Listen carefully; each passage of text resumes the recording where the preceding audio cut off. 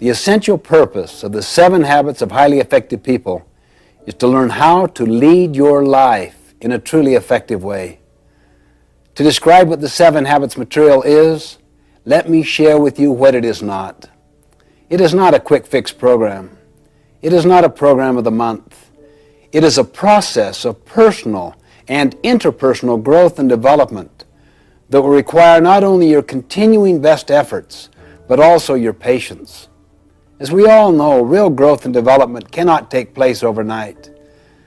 You must pay the price over an extended period of time to reap the benefits of these habits. Implementing the 7 habits will be an upward personal climb, like a journey up a steep mountain. It won't be easy. It will be a challenge. As you ascend the mountain, so to speak, with this 7 habits material, you'll become acutely aware of the loose gravel, the loose rocks in your life. You may slip occasionally, maybe even fall back a time or two. You will feel the gravity pull of old habits working against you. But I'll assure you, as you continue in your climb and endure in your efforts, you will begin to feel a level of exhilaration and of attaining entirely new heights in your life, higher and higher levels of effectiveness.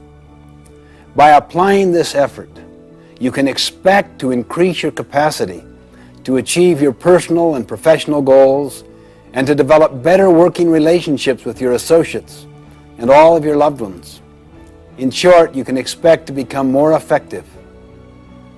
Let me suggest that the best way to get the most out of the 7 habits is to be very open-minded, to be open to self-discovery.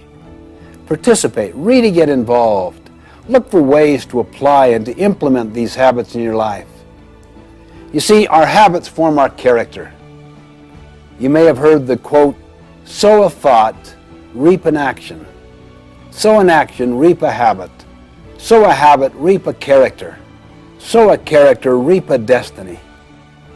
For our purposes, we will define a habit as the intersection of knowledge, skill, and desire. You see, knowledge is the theoretical component. That is the what to do and the why to do it. Skill is the practical side of how to do it.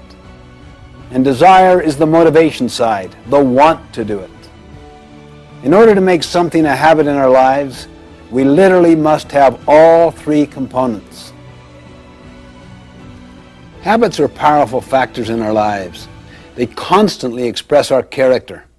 They determine the level of our effectiveness or our ineffectiveness. In the words of an English poet, we first make our habits, then our habits make us. The 7 habits are simply common sense organized. But remember, what is common sense is not always common practice. So I encourage you to make the investment, put forth the time and effort. Focus on the kinds of changes you can make consistently and over time to develop these habits.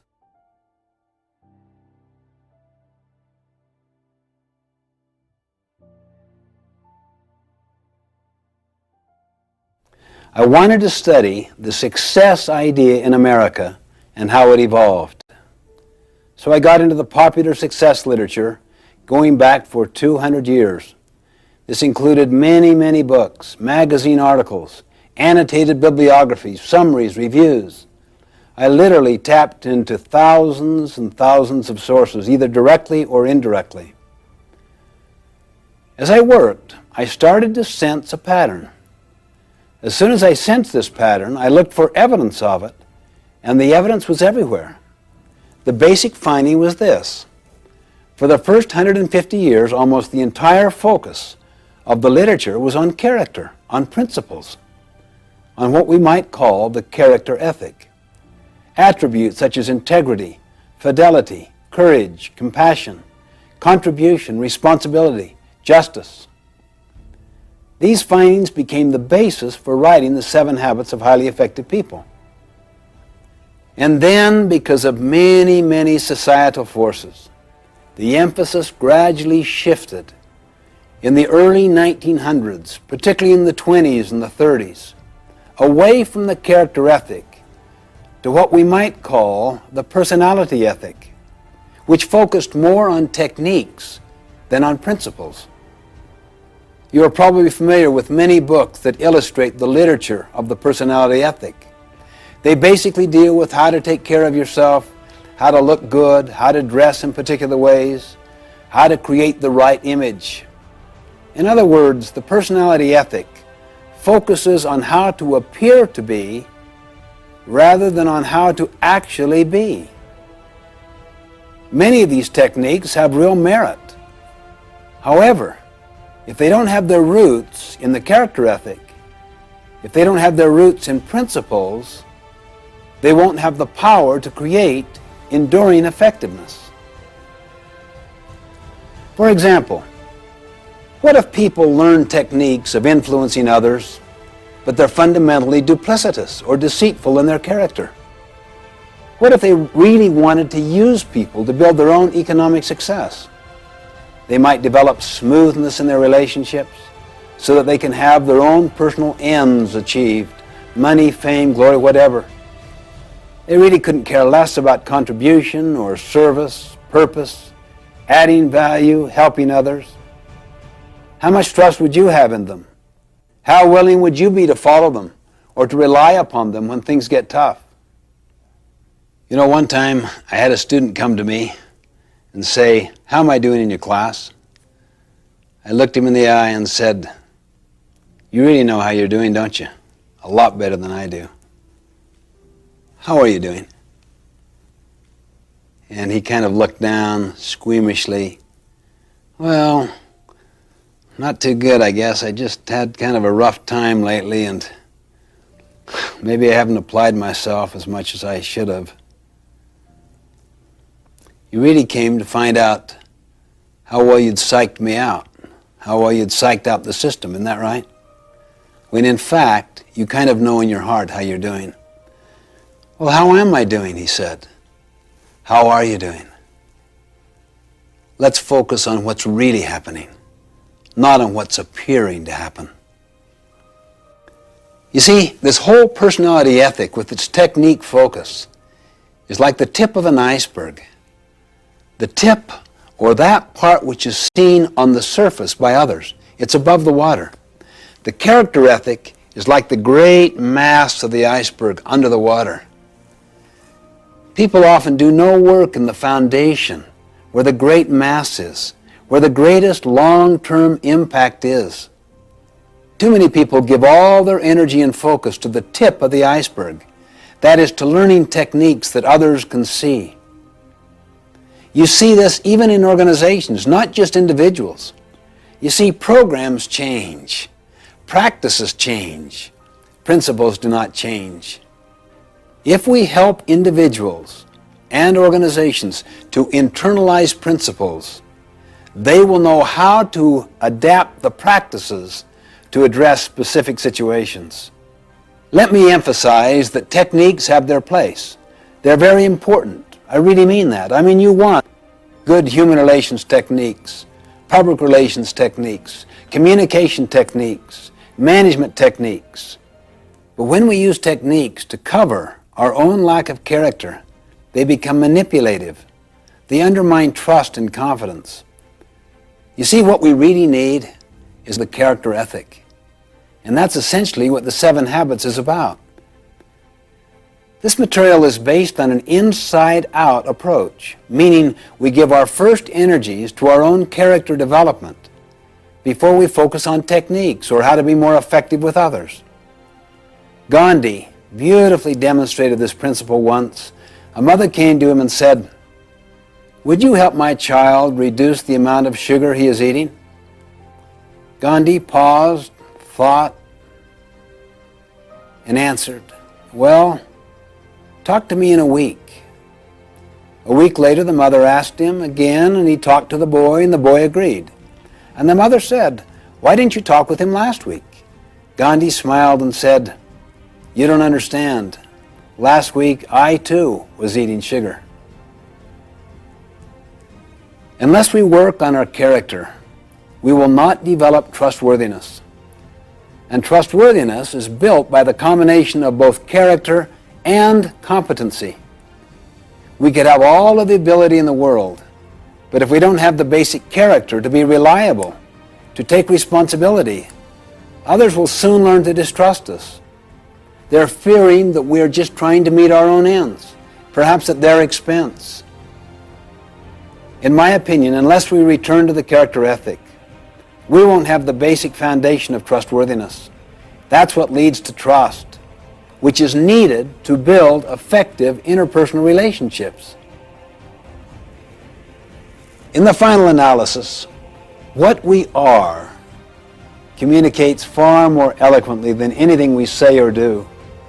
I love the quote of Henry David Thoreau: "For every 1,000 hacking at the leaves of evil, there is one striking at the root."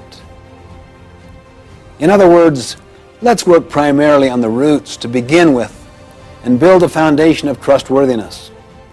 This is one of the key areas of focus in the 7 habits, to build character and competence, and to restore trustworthiness and trust in our lives, in the lives of our families, our organizations. Trust and trustworthiness really are the basis of personal and interpersonal leadership. It's the foundation of all true effectiveness.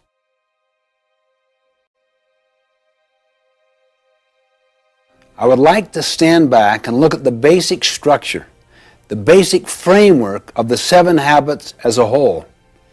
You see, they're organized in a particular way for a reason. They're all interrelated. In fact, the relationships and the sequence among the habits are the key to their overall power. To help us visualize the sequential and progressive nature of the 7 habits, I'd like to use a simple diagram I call the maturity continuum. Maturity refers to a process leading to growth and development, and continuum refers to the continuous, incremental nature of growth and progression. If you were to see a maturity continuum line from low maturity to high maturity, there would be 3 basic levels to it. The first level is dependence. The second level is independence. And the third and the highest level is interdependence. Let me define these 3 terms very briefly. Dependence basically means you need others to get what you want. You see, all of us began life as an infant, dependent on others for nurturing and sustenance. I may be intellectually dependent on other people's thinking. I may be emotionally dependent on other people's affirmation and validation of me. Dependence is the attitude of you. You take care of me. You come through for me. Or you don't come through. I blame you for the results. Independence basically means you are pretty much free from the external influence, the control, and the support of others. You think, you act for yourself. You're validated from within. You're inner-directed. You're self-reliant. You get what you want through your own effort. Like dependence, it is possible to be independent in various areas, physically, financially, intellectually, emotionally, while not being independent in other areas. Independence is the attitude of I. I can do it. I am responsible. I am self-reliant. I can choose. True independence of character empowers us to act rather than to be acted upon. It frees us from our dependence on circumstances and other people. It is the avowed goal of many individuals and also many social movements to enthrone independence as the highest level of achievement. But it is not the ultimate goal in effective living. There is a far more mature, more advanced level. The third and highest level in the maturity continuum is interdependence. If people were interdependent, what would they be? They would be very much like a marriage, a family, an executive team where they need to cooperate together in order to accomplish what I want, what you want, what we want together. In fact, we live in an interdependent reality. Interdependence is essential for good leaders, good team players, for success in marriage, for family life, and organizations. Interdependence is the attitude of we. We can cooperate. We can be a team. We can combine our talents, our abilities, our best efforts to achieve our highest success. Now here is the basic insight. Think on this. Until you and I are independent, we cannot be interdependent. Let me say that again. Until you and I are independent, we cannot be interdependent. In other words, we can't do calculus before we understand algebra. We can't run before we learn to walk. We neither can learn to work cooperatively with other people if we don't have internal self-mastery. That's why the first three habits, be proactive, begin with the end in mind, and put first things first, deal with self-mastery, self-control, self-dominion. They form the deepest part of our character. They constitute what I call the private victory, the victory over self. You see, private victories must precede public victories. To lead others effectively, we first must be able to lead ourselves effectively. For example, when I make a commitment to get up early and exercise, and I literally carry it out, I feel better. I feel better about myself. I have greater emotional strength. I have better physical energy. You see what that means? A private victory. As a result, I do better in all my relationships with others. That's the public victory. However, have you ever noticed the tendency to be irritable with others after failing to keep a commitment to yourself? I know, speaking for myself, I can usually trace my weaknesses, my failures in dealing with others to some flaw, some failure to win my own private victory. These first three habits lead us from dependence to independence. Then once people have control over themselves and have a measure of independence, they're ready to deal with the next three habits. Think win-win. Seek first to understand, then to be understood, and synergize, all of which helps us in our relationships with others, enabling us to be successful with people. Habits 4, 5, and 6 develop what I call the public victory, effectiveness with others. It's based on teamwork, on cooperation, and communication. Habits 4, 5, and 6 utilize our personality. They're more skill-based, and they lead us from independence to interdependence. That is the attitude of we, where we cooperate to accomplish desired results. Then habit 7, sharpen the saw, is the habit of renewal, of regular, balanced renewal in all of the dimensions of our life. It surrounds and encompasses all of the other habits. It is the habit of continuous improvement that creates an upward spiral of growth and development. Now, interdependence is a choice that only independent people can make. For instance, let's say you're my supervisor and I'm very dependent upon your opinion of me. I'm also dependent financially and intellectually upon you. But let's say you have some blind spots in your performance and you really need feedback. I'm aware of your blind spots. I also have enough skill to give you feedback. But would I do it? I wouldn't. I'm too dependent upon you. I'm too angry at you. I'm mad because those blind spots hurt me. I have what's often called a love-hate relationship. You see, the person you're dependent upon also controls you. If you don't get what you want, it makes you mad. So I wouldn't possibly give you honest feedback. I don't want to rupture my relationship with you. So what do? I talk to others, and then they share their experiences, and they validate me, and we badmouth you. We're simply not interdependent. If I were truly interdependent, that means if I'm first of all independent, I could go to you and I could say, could we have a visit? I would like to share some of my concerns. But if you were dependent yourself and used to borrowing strength from your position power, you might try to intimidate me. You might say, well, what is it, Stephen? Let's get to it right now. What are your concerns? On the other hand, if I'm emotionally and intellectually independent from you, I could be courageous and kind at the same time. I'm patient. I don't give up, but I don't give in. I could say, we need a little more time where we're not going to be interrupted. Let's do it at our mutual convenience. You would sense that you're dealing with a person of integrity, of power, of strength, of courage. You would also know from my professional development opportunities and the way I have exercised them, I've got about 10 other jobs I could go to at any time. You probably also know I'm the only one in your crew that isn't bad-mouthing you. I have no need to badmouth. I have no energy around your weaknesses. I don't want to do something to hurt you. I want to do something to help you, to overcome your weaknesses, or perhaps help you compensate for the deficiency in some way. So I'm most positive person on your entire team. I'm almost indispensable to you. Now the first 3 habits develop that kind of strength, courage, and capacity.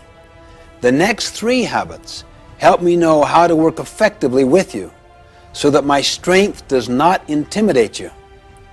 I can empathize with you. I can read the needs of the situation and figure out the best way to make the presentation so that the two of us can cooperate together and solve the problem. You would see me as the best source of problem solving on your entire team. Interdependence is where real freedom is. That's where excitement is. That's where adventure is. Their very best comes to the fore.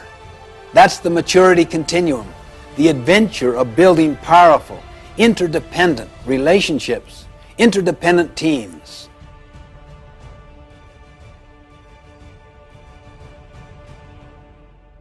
A brief overview of each of the habits. It's like getting a kind of airplane view of the whole mountain range before we go down to explore the detail. Habit 1, be proactive, basically means that your life is a product of your values, not your feelings. That your life or the organization's life is a product of your decisions, not your conditions. The opposite of being proactive is to be reactive, which basically means that your life is a function of your feelings, your moods, your impulses, other people's treatment. The underlying principle of habit 1, be proactive, is to take responsibility.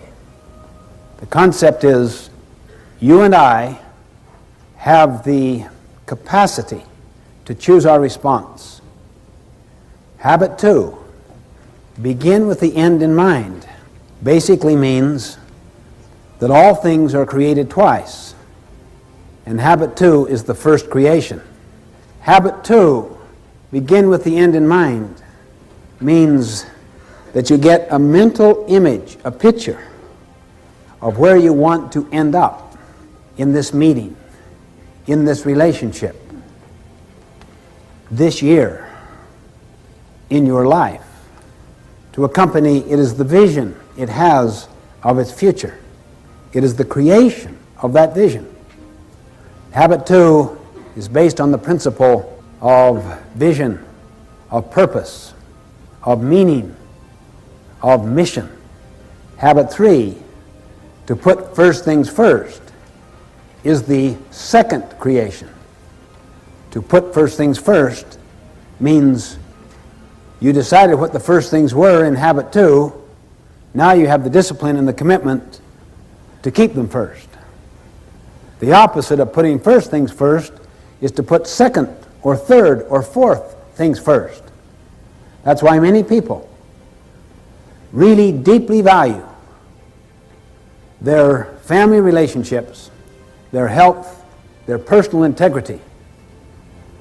But they get caught up in the powerful social value systems, timetables, and agendas of their culture. Never question it. so that the first creation has already been done for them, done to them in the form of programs, scripts that they never question. Then they get on this ladder of success and they arrive at the top rung, only then to realize the ladder is leaning against the wrong wall. They come to realize that no one on their deathbed ever wished they'd spent more time at the office. As Goethe put it, things which matter most must never be at the mercy of things which matter least. Habit 4, think win-win, is the habit of mutual benefit. The underlying paradigm or principle is abundance. There is plenty out there and to spare. So you don't have to be threatened by the strengths of other people. You can nurture competency around you higher than your own. It doesn't threaten you. You can share knowledge. You can share recognition, gain, profit. The opposite is scarcity, not abundance. It's like a piece of pie. There's only so much. If you get the recognition, I may not get it. If I share gain or profit with you, we will have less. Habit 4, to think win-win, comes from the principle of abundance, not scarcity, meaning the pie gets larger and larger and larger. Habit 5, seek first to understand, then to be understood, is the habit of empathic communication, meaning you always seek to understand first. The teacher diagnoses, pre-assesses before teaching. The doctor diagnoses before prescribing. The attorney does discovery before developing his or her own case or brief. Understand first before you seek to be understood, before you seek to contribute, before you take action, before you have the basis for judgment. Habit 6, synergize, is the habit of creative cooperation, seeking to understand. We create something that was not there before. That takes high levels of cooperation. The principle behind habit 6 is the principle that 1 plus 1 can equal 3, 4, 10, 20, 1,000. It's the principle of putting two boards together that are stronger in total than adding the sum of the boards separate. It's the principle of valuing differences, not tolerating differences, not accepting differences, celebrating differences. Habit 7 is called sharpen the saw. It is the principle of renewal, the principle of continuous learning, continuous improvement, getting better constantly. It's based on the principle that we have the capability of charging our own battery. The opposite of habit 7, sharpen the saw, is to just let the blade get dull, to let the mind atrophy, to let the body lose its tone and its vitality through junk food and no exercise and trying to live a life of hedonism, pleasure-seeking, rather than one of contribution and service. It renews each of the other 6 habits.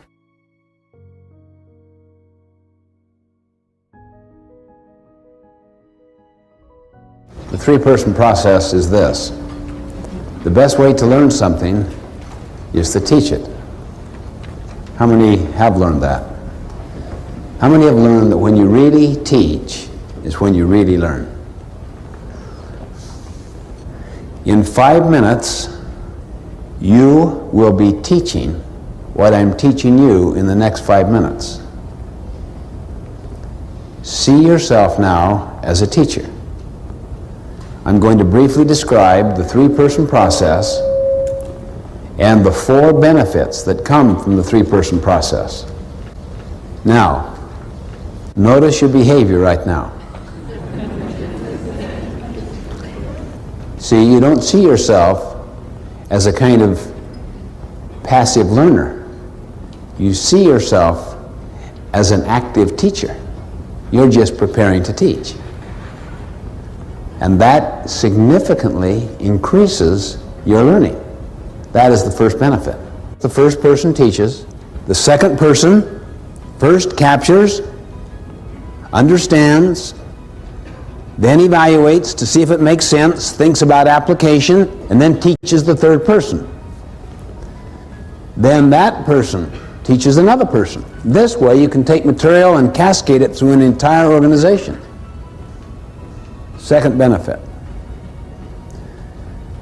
When you teach, you significantly increase the likelihood of application.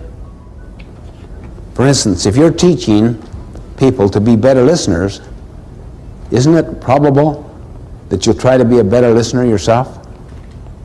See, the real most foundational learning comes from doing. Teaching may give you more intellectual understanding, but the internalization of the ideas comes in the application of those ideas. That's even a higher level of learning. Third benefit. When you teach, you significantly improve communication. Notice the three-person process there. Why do you think communication would be significantly improved? Notice the first person teaches, and what does the second person do? First captures or understands before evaluating. What is the number one obstacle in the field of communication? People do not listen. They do not capture accurately. They evaluate while they're listening. But if people are trained to capture accurately, completely, before they judge, you can listen for purpose, main points, how each point is proven or validated, how each point is illustrated or applied, and value. The fourth benefit. When these things happen I'm talking about, it is very bonding to the relationship. The relationship gets steeper and stronger. Why? There's so much authenticity. There's so much sincerity. There is so much empathy and creativity being manifested in the communication processes. When you do this with your children, you will learn better. The next time you send somebody to a convention, to some training activity, to some association meeting, before they go, what do you say to them? When you return, you will have the privilege of distilling the essence of what you learned to the assembled staff for half an hour. You'll find they'll attend the meeting sober. They'll take notes. From the moment you give that assignment, they will be in Sweat City. Seriously, they'll go to work. All 8 cylinders will go to work. It's the single most powerful thing I have ever learned in the field of education. Use the three-person process and you will double, quadruple the impact. And you will see those 4 benefits happen. It's the essence of the process that we use, the three-person process.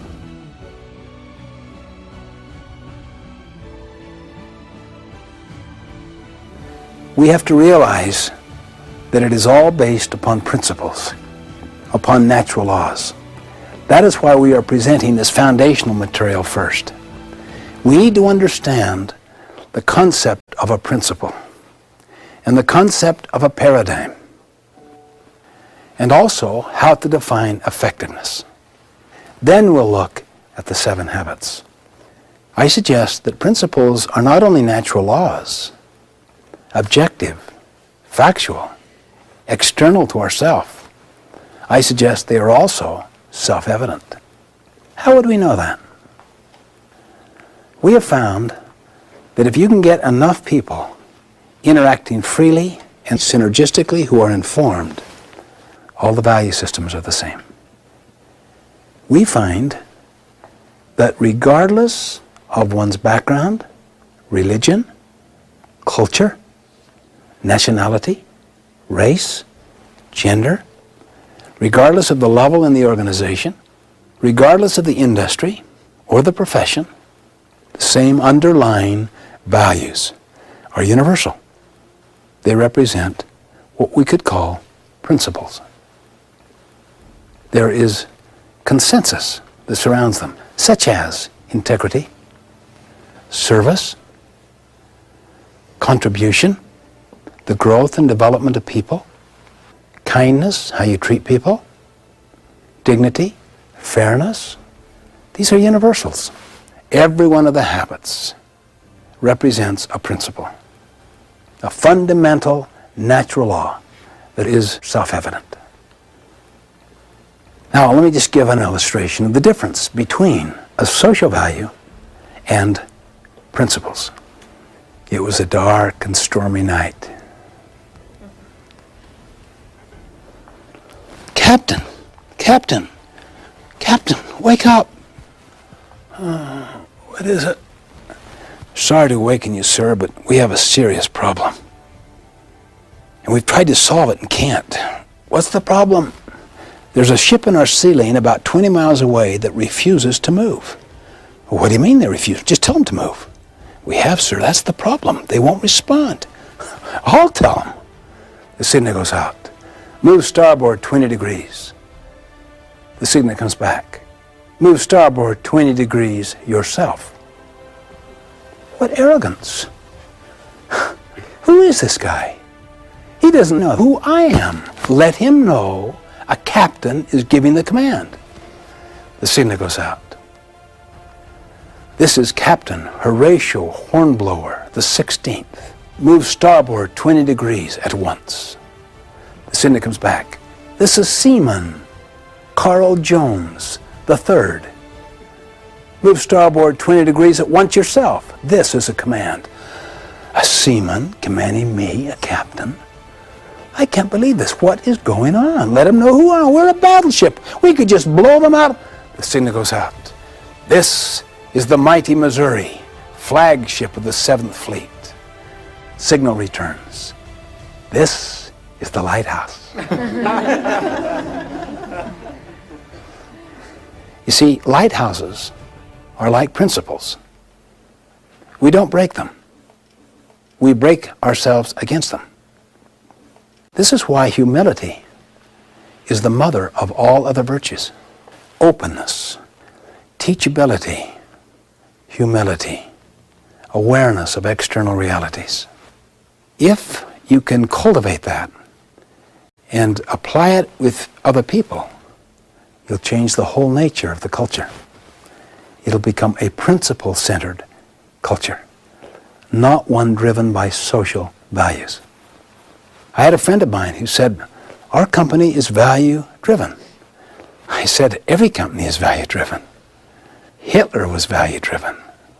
The question is, are the values in alignment with principles? That is a humbling question. Are my values and my habits in alignment with principles, with natural laws? Now, when principles and values are aligned, then you could use the words interchangeably. You could call it values or principles. It would make no difference. So you don't want to get hung up semantically on the difference. But if they are not aligned, then it's better to see what the principle is and what the established value is, and then work here to align it.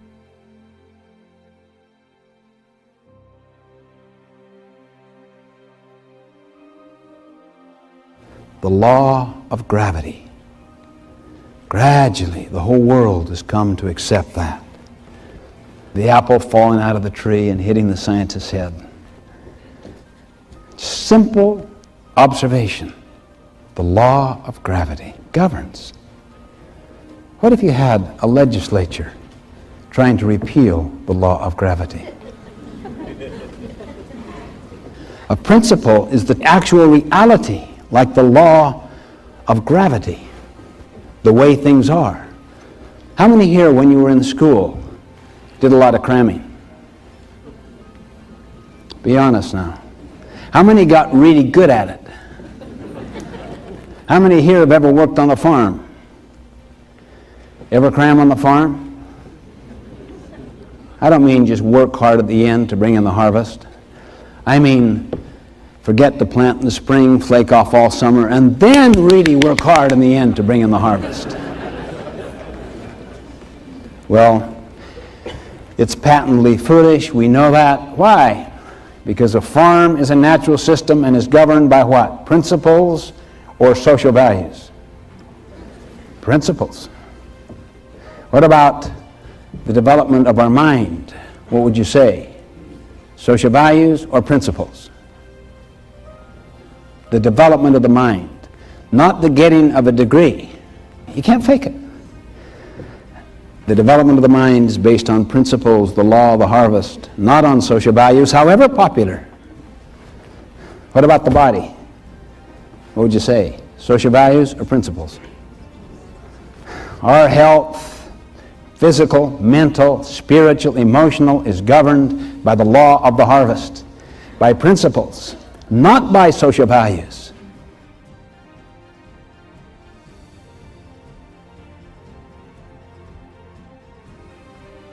Everything that I've been talking about is not easily achievable.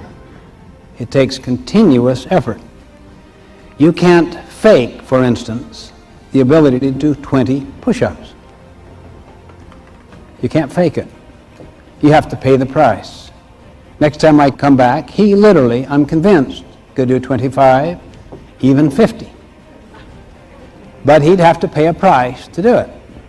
It stirs up an awareness that we're dealing with realities out there, particularly principles that ultimately will govern. We are not in control. See, the traditional concept is get in control. We are not in control. Principles control. We control our actions, but the consequences that flow from those actions are controlled by principles. As Abraham Lincoln once put it, people will pass away, but principles never will. They endure. This is why we believe so much in the Eastern statement, give a man a fish, you feed him for the day. Teach him how to fish, you feed him for a lifetime. See, even though you may teach someone a practice, always try to teach the principle which underlies it, because the situation may change and the practice no longer applies. The principle will be constant. Principles are universal natural laws, self-evident, self-validating. They govern. Ultimately, values don't govern. Principles ultimately govern.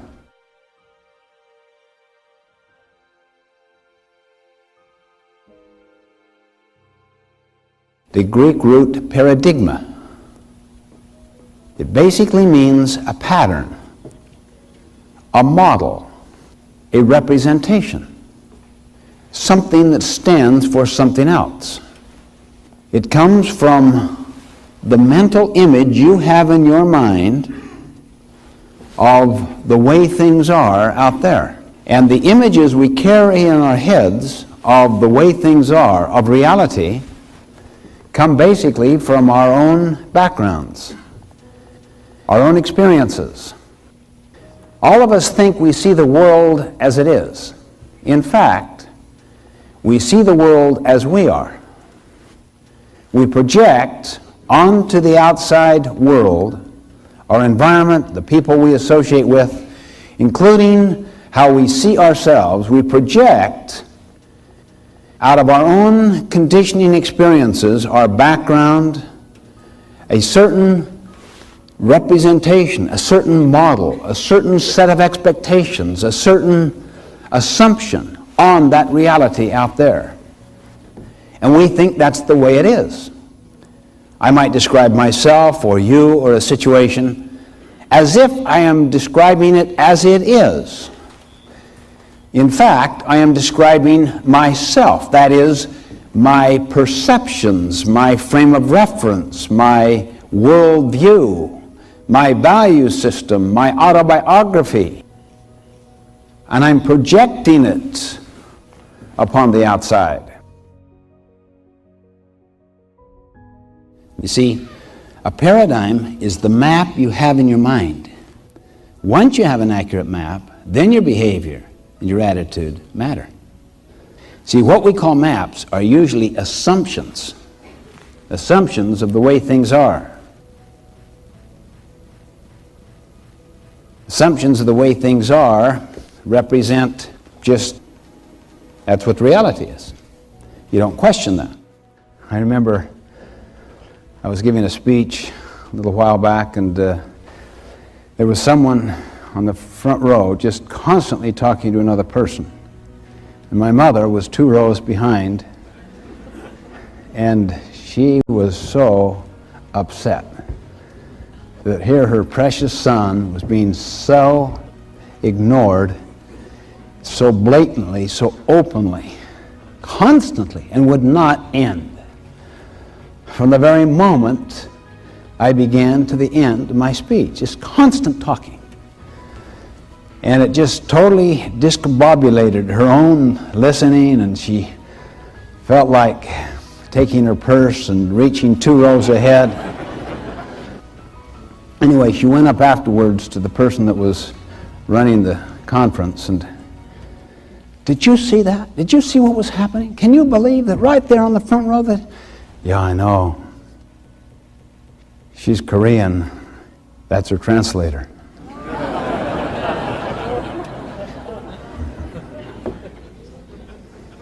I was on a subway, very, very large metropolitan city. Sunday morning, it's quiet, sedate. Bunch of young kids run into the subway. Father follows. He sits near me. The kids just go crazy on that subway, running up and down, turning people's papers aside, just raucous and rude. I'm sitting there, oh, I can't believe this. He does nothing. Now look at my attitude, see? Attitude, to try to control. But look what I could see. After a few minutes, attitude went into behavior. Sir, do you think you could control your children a little? They're very upsetting to people. Oh, yeah. He lifted his head as if to come to an awareness of what was happening. Yeah. I don't know. I just guess I should. We just left the hospital. Their mother died just about an hour ago, and I guess they don't know how to take it. And frankly, I don't either. Imagine the paradigm shift that took place there. Imagine now what the attitude and the behavior would be based upon that paradigm. Can you see why paradigms are deeper than attitude or behavior? And you know, even though we're talking here in personal and interpersonal ways, the same thing takes place throughout our whole society. Thomas Kuhn, in his brilliant book, The Structure of Scientific Revolutions, points out so powerfully and consistently all of the significant breakthroughs were breakwiths, old ways of thinking. Einstein, who rewrote physics, he made this brilliant statement: these significant problems we face cannot be solved at the same level of thinking we were at when we created them. You see, it causes us to be reflective and introspective, to explore our own paradigms. Most people focus upon behavior and upon attitude. And both of those are, of course, very important. But far more fundamental than either behavior or attitude is a paradigm.